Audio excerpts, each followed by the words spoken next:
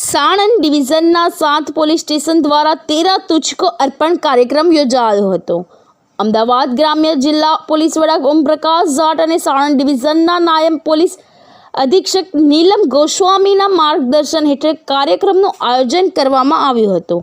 સાણંદ વિભાગના બોપલ, સાણંદ જીઆઈડીસી, અસલાલી, કણભા, વિવેકાનંદ નગર, Changodar police station વિસ્તારમાં 13 તુચકો અર્પણ અભિયાન અંતર્ગત अलग अलग टीमों बनावी क्राइम राइटर द्वारा मुद्दामाल रेकर्ड चेक करी फरियादीने शोधी तेमने कोर्टमां मुद्दामाल छोड़ाववानी प्रक्रियामां मददरूप बनी हुकमो मेळववानी प्रक्रिया हाथ धरवामां आवी हती।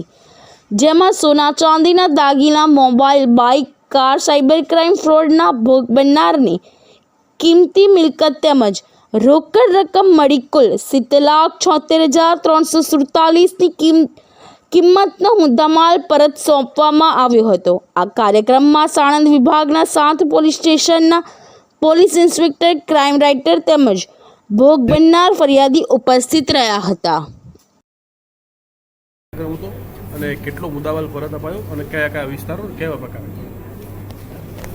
સરકારશ્રી અને ગુજરાત પોલીસનો જે એક પ્રોગ્રામ 13 તુચકો અર્પણ, એમાં જે પ્રજાલક્ષી એક પ્રોગ્રામ છે, એને જે પણ ભોગ બનનાર છે એને મુદ્દામાલ પરત અપાવવા માટે ગુજરાત પોલીસની જે કટિબદ્ધતા છે એને માટે પ્રોગ્રામ આ દર્શાવે છે।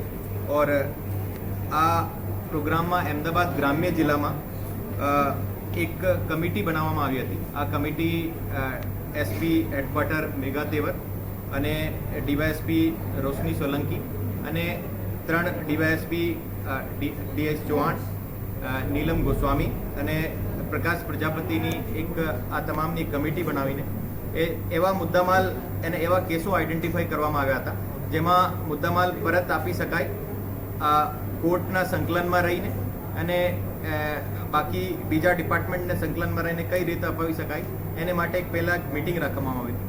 ઓર આ મીટિંગના આધારે પછી મુદ્દામાલનો આઈડેન્ટિફિકેશન કર્યો હતો ઓર પછી આખા જિલ્લામાં ટોટલ 2 કરોડ અને 74 લાખનો ટોટલ મુદ્દામાલ પરત અપાવવામાં આવ્યો છે।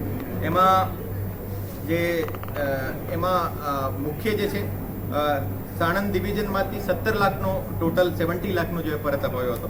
ધોળકા ડિવિઝનમાંથી 1 કરોડ અને 73 લાખનો ટોટલ મુદ્દામાલ પરત અપાવ્યો હતો અને વિરમગામ ડિવિઝનથી ટોટલ 27 લાખનો મુદ્દામાલ પરત અપાયો। ટોટલ મળીને 2 કરોડ અને 17 લાખ જેવો ટોટલ મુદ્દામાલ હતો। એમાં મોબાઈલ ફોન પણ હતા, મોબાઈલ ફોન અને ઘણા બધા 100 અરાઉન્ડ ટોટલ વ્હીકલ હતા। એમાં 4 વ્હીલર પણ હતા, એમાં એક્સકેવેટર મશીન્સ પણ હતી, એમાં કારો પણ હતી।